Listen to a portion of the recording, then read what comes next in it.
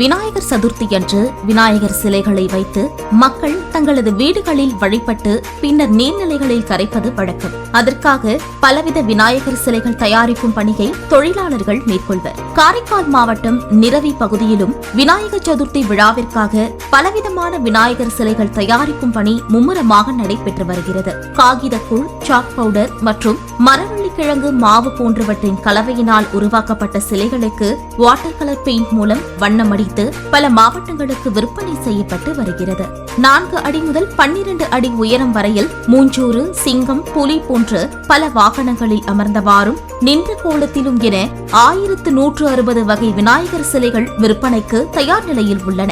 Corona பரவல் அச்சம் காரணமாக விநாயகர் சிலைகள் தயாரிப்பு பணிகள் முற்றிலுமாக முடங்கிய நிலையில் கடந்த ஆண்டு முதல் சிலை தயாரிக்கும் பணிகள் முழு வீச்சில் நடைபெற்று வருகிறது. மக்களை கவரும் வண்ணம் இந்த ஆண்டு வீரசிவாஜி, சிவன் பார்வதி நடுவில் அமர்ந்துள்ள கோலம், 5 தலை நாகம் மீது அமர்ந்து என பலவிதமான விநாயகர் சிலைகள் விற்பனைக்கு தயார் நிலையில் உள்ளன.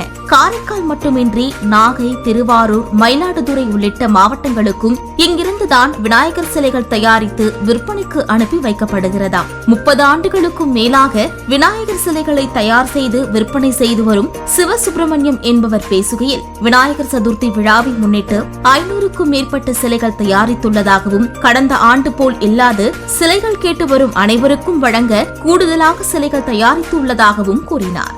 இதுபோன்ற வீடியோக்களை உடனுக்குடன் காண தொடர்ந்து இணைந்திருங்கள் வசந்த் நியூஸுடன்.